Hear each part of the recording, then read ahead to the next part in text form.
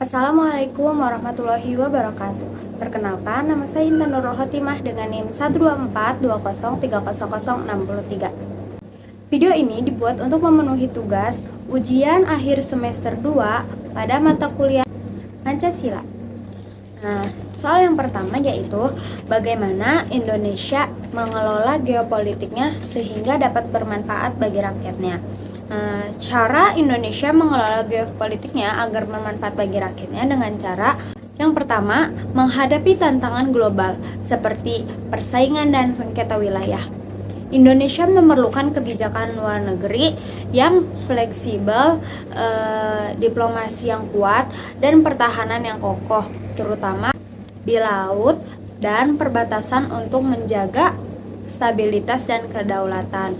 Kemudian, Indonesia kan menganut prinsip wawasan Nusantara yang menegaskan bahwa seluruh wilayah seperti laut, darat, dan udara adalah satu kesatuan yang tak terpisahkan. Kemudian, adanya politik luar negeri bebas aktif yang memungkinkan Indonesia menjalin hubungan baik dengan semua negara tanpa memihak serta berperan penting dalam menjaga perdamaian dan kesejahteraan di Indo-Pasifik.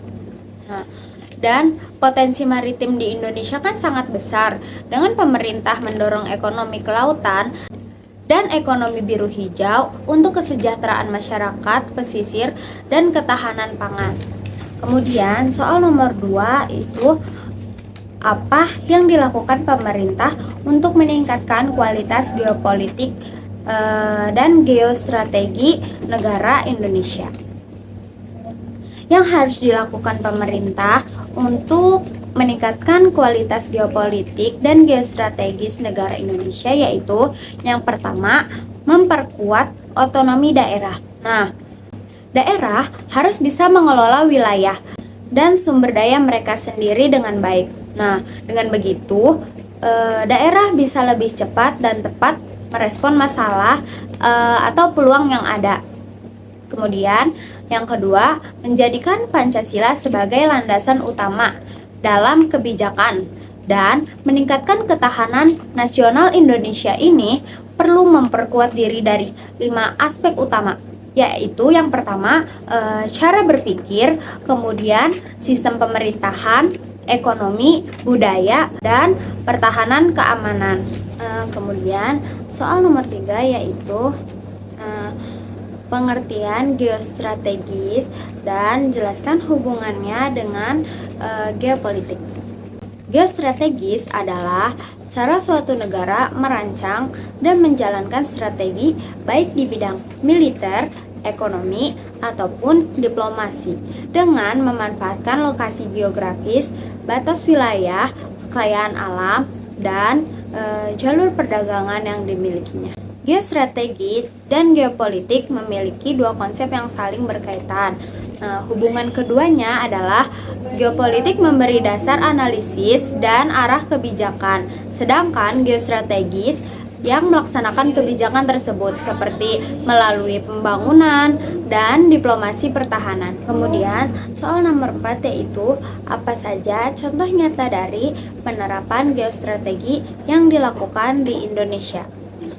Contohnya itu seperti sengketa perbatasan dengan Timur Leste, kemudian sengketa Pulau Miangas dengan Filipina, kemudian ketahanan nasional, pengelolaan wilayah maritim, dan pemanfaatan TIK atau teknologi informasi dan komunikasi. Kemudian soal nomor 5 yaitu apakah yang menjadi kendala utama dalam penerapan good governance di Indonesia.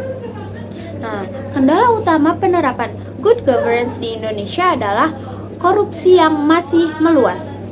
Nah, korupsi yang masih meluas ini merusak kepercayaan publik dan efektivitas tata kelola pemerintahan.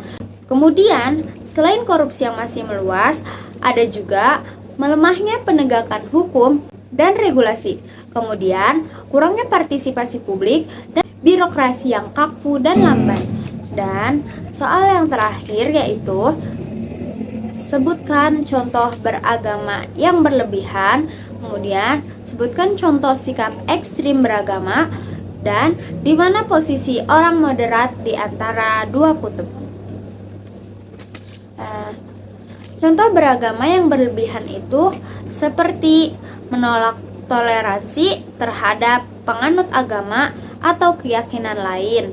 Selain itu, ada juga menggunakan agama sebagai alat untuk memaksakan kehendak atau menghakimi kelompok lain, dan terjebak dalam fanatisme yang mengarah pada intoleransi dan diskriminasi.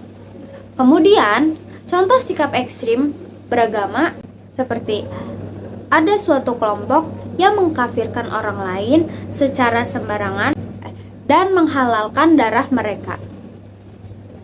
Kemudian, posisi orang moderat yang berada di antara dua kutub ekstrim, mereka harus berpegang teguh pada ajaran dengan penuh pengertian, tidak fanatik, dan terbuka terhadap perbedaan. Nah, ada juga menghargai keberagaman dan toleransi antar umat beragama. Cukup sekian yang dapat saya sampaikan, kurang lebihnya mohon maaf. Wassalamualaikum warahmatullahi wabarakatuh.